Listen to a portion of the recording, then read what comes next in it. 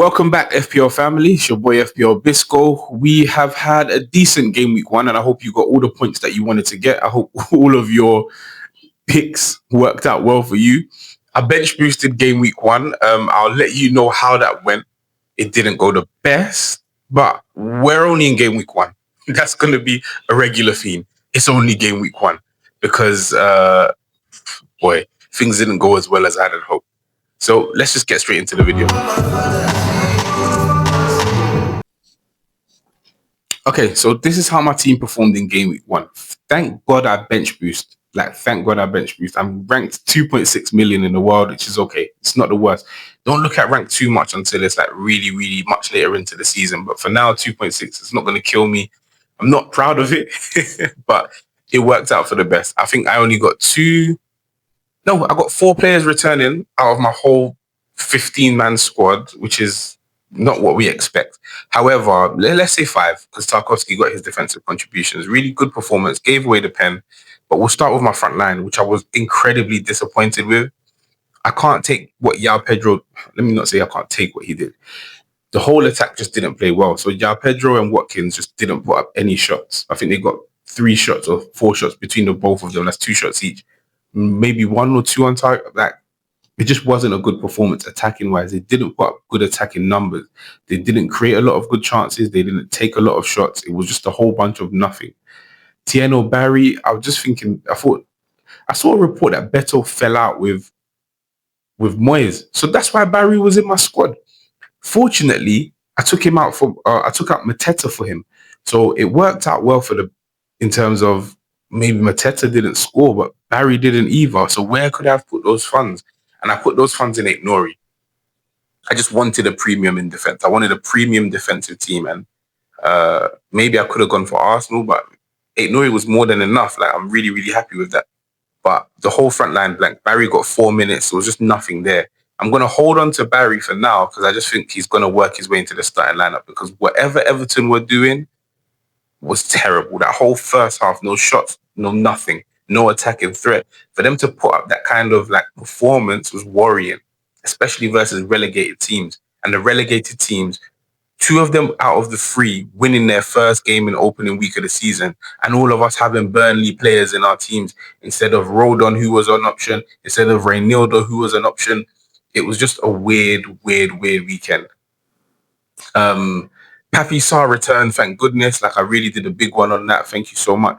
So, and it's such a bargain that Papi Sarr did it but as well as Elliot Anderson for 0.5 mil cheaper. I think that's a good option to have. Let's see how he comes on during the season because Elliot Anderson got loads of defensive contributions. His goal threat or his assist threat was crazy because all Nottingham Forest do is play final balls. So wherever they can, they just put them straight for on goal. Chris Wood had 2 shots on goal and 2 goals, both on target. So I don't know. Anyway, let me not compare the 2. I'm just very, very proud that Papi Sarr put up something. Bruno Fernandes was a weird one in that the assumption was that Arsenal were going to dominate the game. Because Man United dominated the game, it was okay, well, Bruno has to score or has to get an assist. He's taking all the set pieces. That was how he was going to give me points. Whereby in week 1, I was assuming he was going to get me defensive contributions. If anything, I was just going to settle for the 4-pointer at worst. Got me no defensive contributions and they dominated the game and they didn't score. And Burma was really, really good to watch. I think Dorgu was another one that was really good to watch for United. But the Arsenal defense is the real deal. You don't score for them. They don't I want to say they don't give chances away for fun, but scoring past them is a real difficulty. Raya isn't a first choice for people as a goalkeeper because he doesn't necessarily make a lot of saves. So when they keep clean sheets, it's just a regular 4 points. Whereas when Pickford keeps clean sheets, you might get 7, you might get bonus, you get saves. Raya got saves and bonus points. So I think he got a 9 points or a 7 pointer this week. So even when Arsenal are giving away chances, their defenders and goalkeepers are really stepping up. So it's worth investing. They're fixture proof. They keep clean sheets versus anyone. And in a game like that United game, conceding wouldn't have been strange, but they didn't. So that's a real testament to their assets. And maybe looking forward, you should just pick Gabriel and close your eyes. Maybe we shouldn't overthink it and say, well, their fixtures aren't good. There's no bad fixtures for Arsenal's defence at this point, and they've shown it over the last 2 seasons. So why did we doubt them? I've got no Arsenal players in my team. A lot of people don't. Their attackers were terrible, so fair enough. But they've got Leeds next week, and Leeds anyway. I don't want to say because Leeds won. It's just 1 week. So now Salah returned terrible performance, but got himself a goal, which is why he's there. We're not going to talk about a Salah performance. This is a GA based. This is a results business. We're not talking about performances here. Can I trust Salah to get me goals and assists? Today, I can. When the day comes where that changes, I can't. Palmer also put up a bad performance, but he didn't get no numbers. Saka put out a bad performance. He didn't put up the numbers. Salah did, and that's who he is. He's going to get the numbers. I'm not going to doubt it. Gakpo, I was so happy he did it as well. Like really, really happy. Ismail Assar was terribly, terribly disappointed with his attacking threat. I think he got 7 defensive contributions, which is not bad. No attacking threat whatsoever. I don't know what Crystal Palace were doing. Let me not say that. They had their game plan. It didn't involve Ismail Assar attacking. So it is what it is. To the defense, I was just very, very unlucky. It's easy to say you're unlucky, but Everton conceded a penalty. Brighton conceded a penalty. Nottingham Forest conceded a penalty. All in the same week. That's 16 points I lost from clean sheets, and that was it. And then Burnley put out a stinker of a performance. 1 point from Esteve, 2 points from Dubravka. Rodon would have cost me the same amount of money. Reynoldo would have cost me the same amount of money. Why? We were all sure about Burnley defense being the best of the 3. Sunderland, of all of the, and I'm not saying it's just because they won 3-0.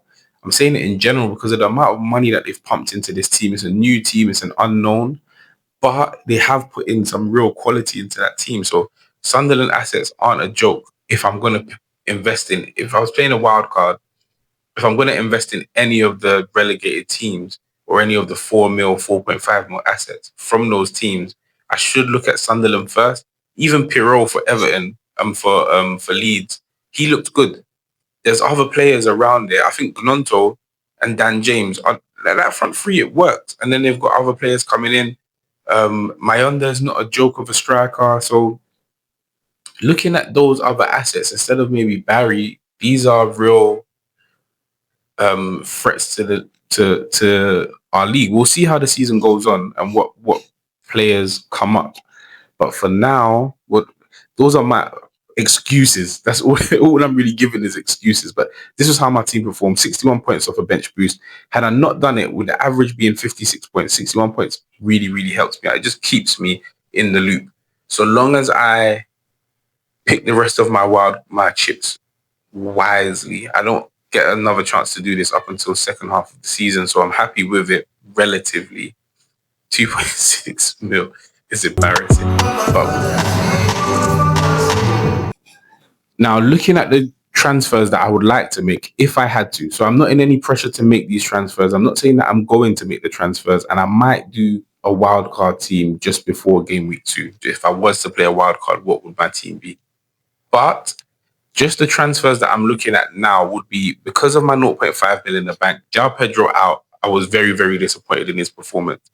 It might have been Ollie Watkins.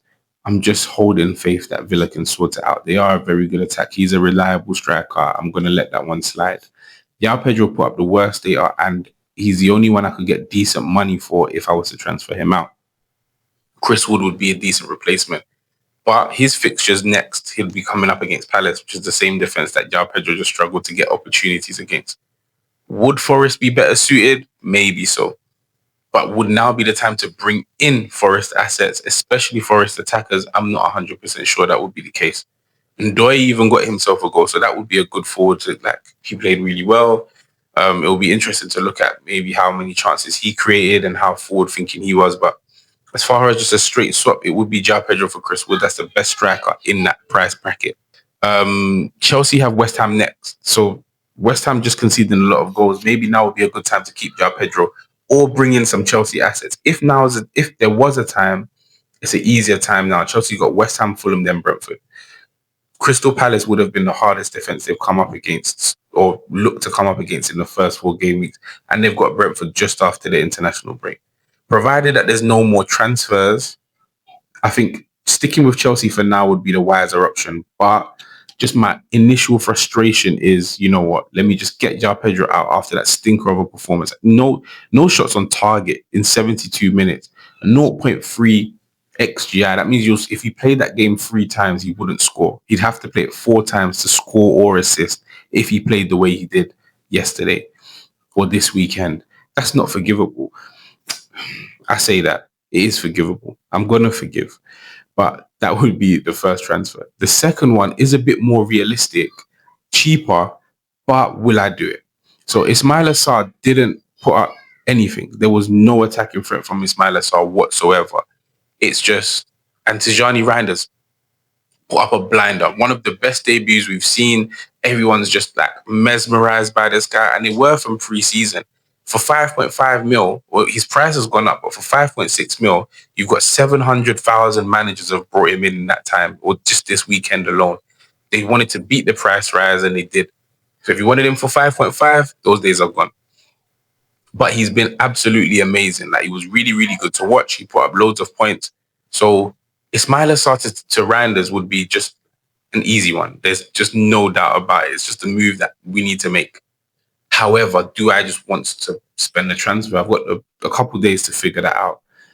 I think this is more or less straightforward. Like, why would I want to think about this for any longer? He plays for a better team. He's more nailed on to, I wouldn't even say more nailed on to start, but he's nailed on to start. He was a lot more creative.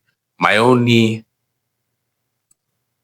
hesitancy would be, how much stock do I want to give Wolves? Like, I've seen Noni Madueke score 4 against Wolverhampton.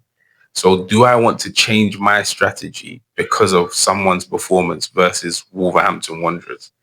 That should not be the case. And it's not even to say Wolves are a bad team. It's just they have a tendency to be very, very leaky.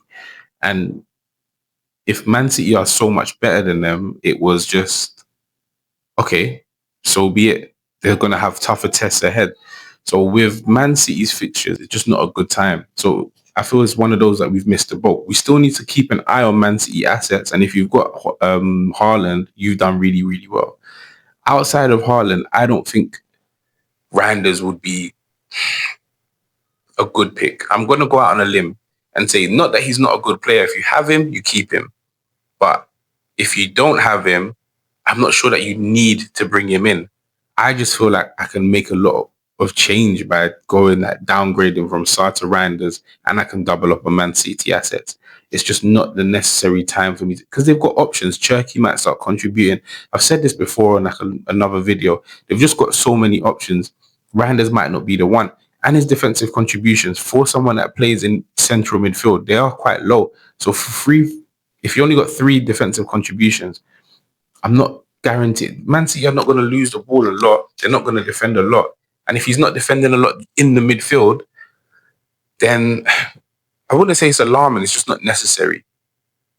It's just not 100% necessary for me to bring him in straight away at this point. If I was to do it, this would be the transfer that I'm going to make. The more I talk about it, the less enthusiastic I am about it. But that doesn't go to say that he's not an amazing, amazing player, and his performance was really, really good. And because his Wolves takes nothing away from it, Aguero made his name versus Norwich or Suarez or whoever. Like, we've seen players come in, beat up the smaller teams or weaker defenses, and still go on to have great, great careers. So I'm not saying it was just a flash in the pan or something like that. It's just, am I sure that I need to make it? Transfers are precious, and I want to stock up as many as I can. So if I can avoid it, can I trust that Ismail Assar will perform next week versus Forest? Or will I say that Tijani Reinders will get me numbers versus Spurs? Those are both very, very difficult fixtures. So it's a very difficult question to answer. But that's it for my transfer plans. I don't really have anything else I'd want to do. Okay, so that's it for game week 1 review. My team didn't do as well as I would have liked, but from 2.6 million with a goal of 50k, we've got 37 more weeks to do it. Wish me luck. If there's anything that I could do better, you just let me know. Like, what have I missed out on? Are there players that I missed out on? Or am I moving too early? If you guys saw my underscore, and if you even saw Ballard getting a 17 pointer, if you've got that kind of vision, I want to know where you stand and where you get your sources from, and if you come from the future. For those people that triple captain Semenyo and all of that kind of stuff, Semenyo's even a good option I'm thinking about. But aside from that, I'm trying to get to 100 subscribers by the end of September. Nice and simple. So if you haven't subscribed already, please make sure you do share and like and all of that good stuff. And make sure you leave a comment below what your teams are, what your top goal scorers were, or whoever got you the most points, and where do you think I've gone wrong? Like, what do you think is gonna come back to bite me aside from Tien or Barry? Please leave me alone on that one. Anyway, may the points chase you. May the points chase me. We're going to reach that top 50K. So I'll see you on Friday.